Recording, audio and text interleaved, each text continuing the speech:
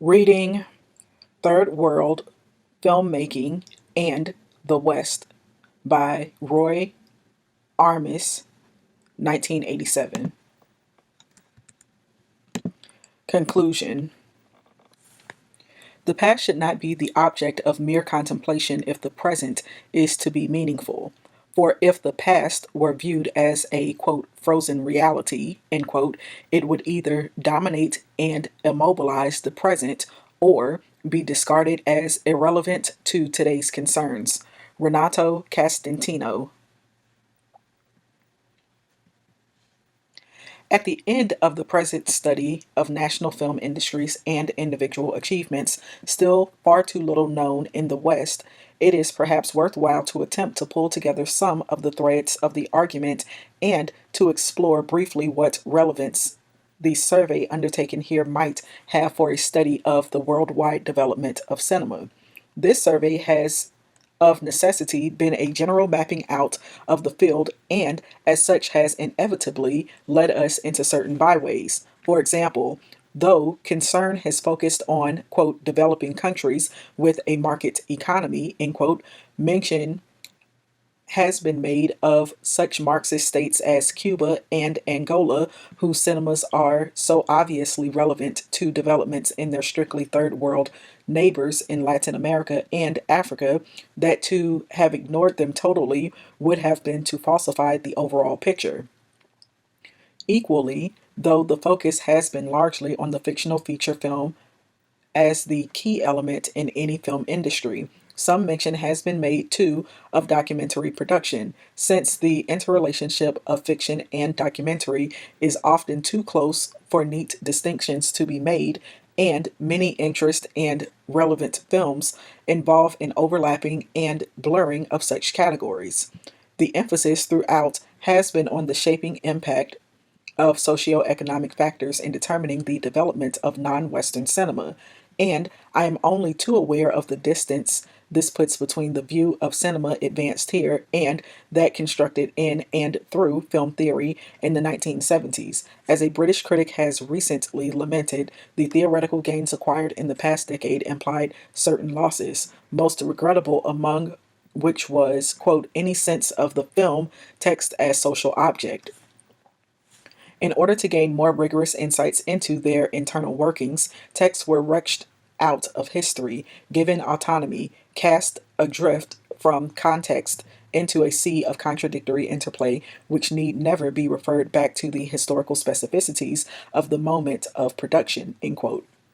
What consideration of any aspect of third world culture, including cinema, inevitably highlights is the absolute necessity of historical and contextual investigation. A national cinema in an underdeveloped country, like a literature under colonialism, can only be understood if the external shaping forces and the ways in which individuals and social classes have responded to them are also appreciated.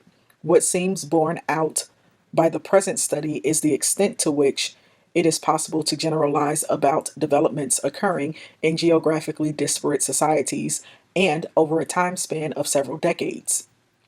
Despite the obvious distinctions of particular cultural traditions and the varieties of external pressure and dominance, third world filmmaking is not some inexplicable or unreachable, quote, other, end quote, about which we in the West can have no opinion, but rather it is indis- dissolubly linked to the forms of cinema we have known since childhood. This relation is a two-way one. The most important conclusion I should want to draw from this research is that the need to define third world filmmaking in relation to Hollywood, its principal external shaping force, calls for a contemporary rethinking of Hollywood and Western cinema in general in terms of its international identity. As we have seen, the history of cinema in the non Western world, in terms of production as well as of distribution and exhibition, long precedes any definition of a distinctive third world identity. Though we in the West were largely unaware of the fact film production was flourishing in many parts of the non Western world by the late 1920s, when India, for example, was already making more films than Great Britain. What is now apparent is the extent to which this production forms part of the common history of world cinema. In economic analysis, the great contribution of Frank Wallerstein and the theorist of the quote development of underdevelopment end quote was to show the inextricable links between metropolis and satellite, core and periphery. Their thesis is amply borne out by experience in cinema. For non Western film production, like the spread of film exhibition outside the West, does not exist in a void. It is part of the attempt by capital in the periphery to assert itself and to obtain an increasing share of the domestic market. Except for isolated individual co production deals, particularly within Western television companies, the capital for film production has generally come from domestic sources. Yet the product itself is shaped by the long ignored factor of Western dominance of distribution. The pioneer filmmakers outside Europe, Japan, and North America have always worked in a context where foreign films dominated local screens, where local distributors are geared to circulate imported products, and where cinema is given a commercial entertainment function that may well be alien to local traditions. The difficulties experienced in establishing a local production industry are evidenced by the initial quotas established by governments in Mexico and Brazil, which required the showing of just one locally produced film a year by all film theaters. The disparity between third world producers and the major international distributors is merely the most extreme example of the economic situation prevalent with regard to cinema everywhere outside the United States and underlines the importance of those economic factors so often ignored in Western accounts of film history. Similarly, the very different aims of local producers and distributors call into question the notion of a unified national film industry that is an unquestioned basis for most standard film histories. Because of our lack of real knowledge of developments in world cinema outside the West, there is a temptation to apply simple but unhistorical labels. Care needs to be taken in how we describe the various huge national cinemas that began to emerge in the 1930s and 1940s in various parts of Asia and Latin America, and that continue to be a feature of the quote newly developing countries end quote of the 1970s and 1980s. These national cinemas are all as much a part of the world capitalist system as are those of Western Europe. All are financed by local capital, impressed by the profitability of Hollywood and wishing to compete with it. And virtually all have modeled themselves on Hollywood's mode of production, concept of stardom, genre categorization, and style of publicity. Because of the unique degree of dominance exercised over world cinema by Hollywood, third world national cinemas are likely to have needed strong government support to back up the linguistic barriers that have allowed them to come into existence in the first place. But they are rarely the direct expression of the state. Indeed, filmmakers working within such production structures are on occasion able to put forward views diametrically opposed to those of the ruling classes. The classic example is the communist inspired production in Kuomintang dominated Shanghai during the early and mid 1930s. However, the Chinese example shows vividly the extent to which even this production is shaped in large part by Hollywood models, that is, by the films with which the dissenting works have to compete in the domestic marketplace. Generally, in fact, in terms of narrative structure or dramatic rhythm, there is likely to be little that is wholly distinctive or unfair to a Western spectator in a Philippian thriller by Gerardo de Leon or a Mexican melodrama by Emilio Fernandez, and the makers of such films will have worked within production constraints not dissimilar to those experienced by mainstream film directors in the West. In some rare cases, as in India, local producers are able to dominate their own domestic market to such an extent that they can afford to be indifferent to imported films. Then, and only then is there the real possibility of an alternative mode of construction for commercial filmmaking that is an individual and all embracing in its codes of representation and expression, as is, say, the Japanese industry. But even then, the cultural dominance of the West is such that the majority of local critics will turn their back on this domestic production, rejecting it en bloc in the name of more, quote, mature, end quote, models drawn from Hollywood and particularly from Western Europe, where investigation of films produced wholly within the commercial system has been made. The result has often been the uncovering of work of real and lasting value. To take a single example, Indian cinema still has many largely under or unconsidered riches, but in the early 1980s, it became possible to appreciate the outstanding talent of the Bengali director Ritwik Ghatak, 1925 through 1976, thanks to the efforts of the Indian National Film Development Corporation and a number of Indian critics and theorists. Though Ghatak was to some extent influenced by foreign sources, Soviet silent cinema, and Brecht's theorization of theater, for example, his work was done wholly within the traditions of Indian film melodrama. As Satyajit Ray, his exact contemporary, noted in a memorial address, Ghatak's films are entirely free of the influence of foreign cinemas. They owe nothing to the styles of Hollywood or to the neorealism that had so profound an impact on Ray, and totally rooted in the tradition of Bengali life and culture. They have a genuine strangeness for Western audiences. They have a genuine strangeness for Western audiences. Ghatak completed only 8 features, and the core of his work is a loose trilogy of films, all of which have as their starting point the human disasters caused by the partition of Bengal. The Hidden Star,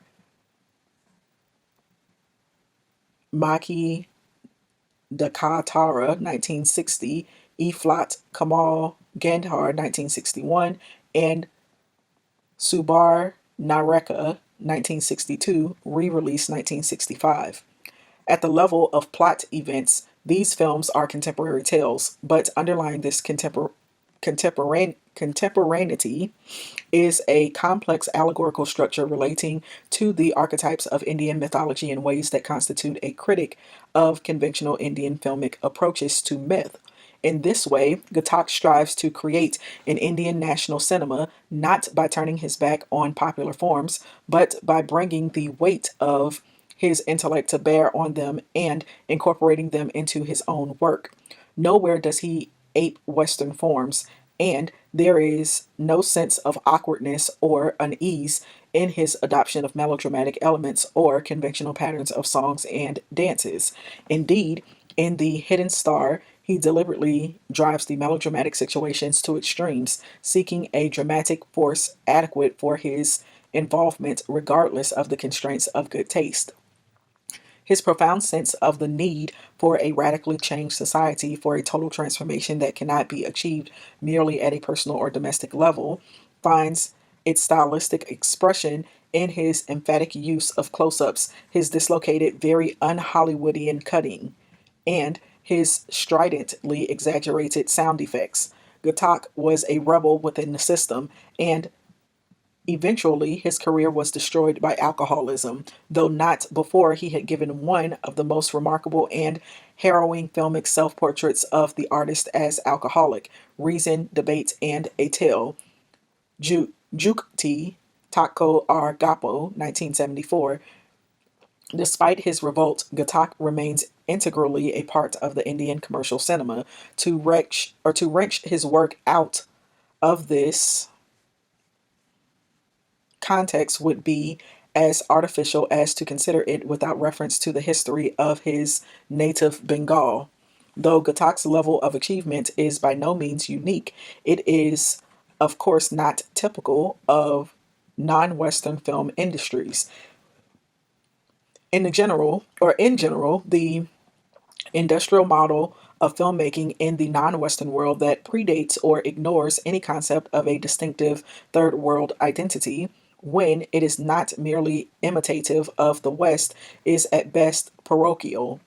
But one of the paradoxes of the third world situation is that any cultural production that wishes to be, quote, national, end quote, in a more profound way, in the case of film, to move beyond the constraints of a production exercising a purely entertainment function in a constricted domestic market, must at the same time be influenced by yet other foreign models. To be aware of one's own third world identity and the place of one's country in the world system implies a familiarity with the West that can hardly be acquired without education and travel, study of a foreign language or two, and acquaintance with Western thought and culture. None of the theorists of national cultural liberation advocates a simple return to the past, all while stressing the importance of the people and the indigenous language and history, demand an awareness of modernity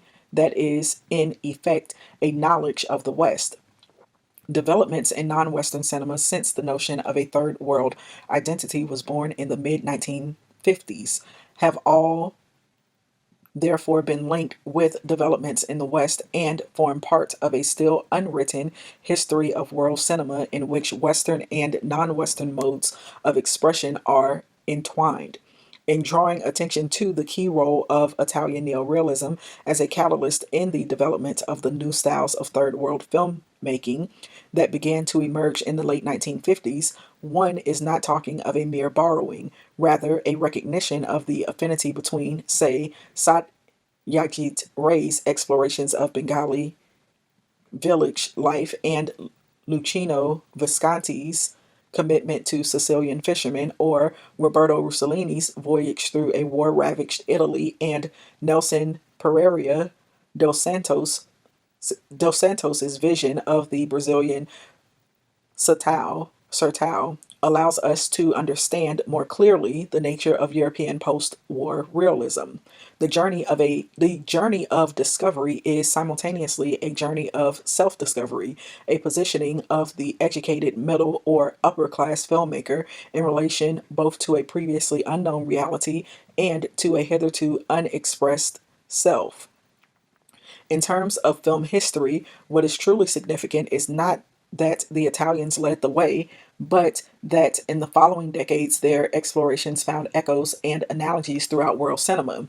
This continuity can in no way be reduced to the level of a European, quote, influence, end quote.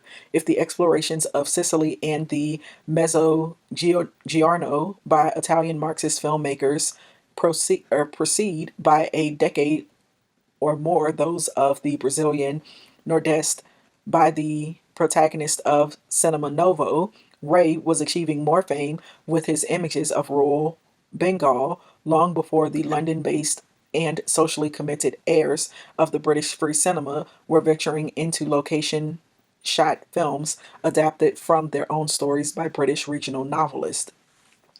To make the connection with third world endeavors as well as with Italian neorealist, quote, models, end quote, for British cinema is to begin to understand more clearly the gulf between Karel Rees or John Schlesinger and their fictional material, and to find a basis on which social and stylistic investigation into, say, the relation of character and landscape can be constructed.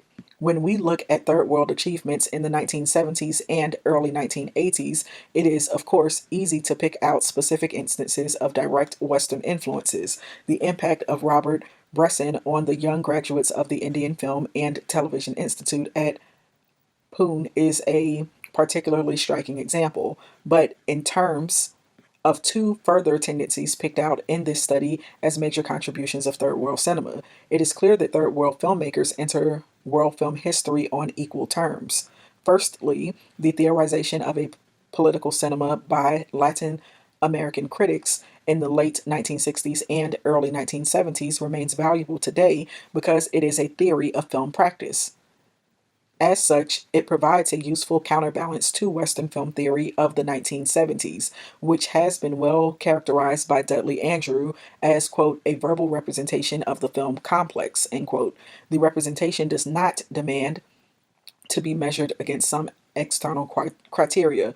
The demands of production, for example, rather it remains, quote, an accumulation of concepts, or rather of ideas and attitudes clustered around concepts, end quote, based on, quote, the efficacy and import of metaphors about the film phenomenon, end quote. The Western discourse of film theory is, quote, destined to remain in this literary world, end quote, whereas the Latin American theorization provides the basis for a whole range of committed and socially effective documentary and fictional filmmaking.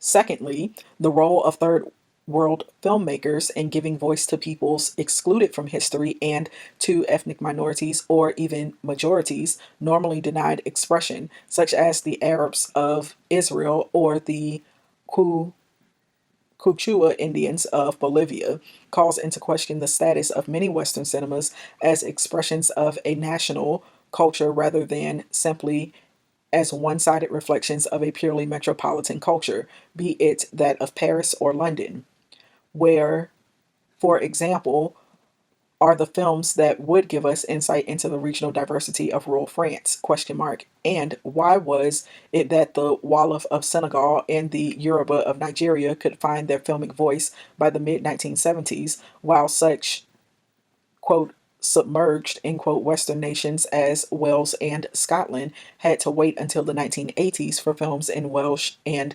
Gaelic? Question mark. To pose such questions is to undertake what seems to me the most urgent task of film history at the present time. Only when film history ceases merely to echo and justify by its inclusions and exclusions, the Western commercial dominance of film distribution, can it begin to draw attention to the diversity of voices that make up the true richness of cinema as a world phenomenon. And I was reading the conclusion to Third World Filmmaking and the West by Roy Armis, 1987.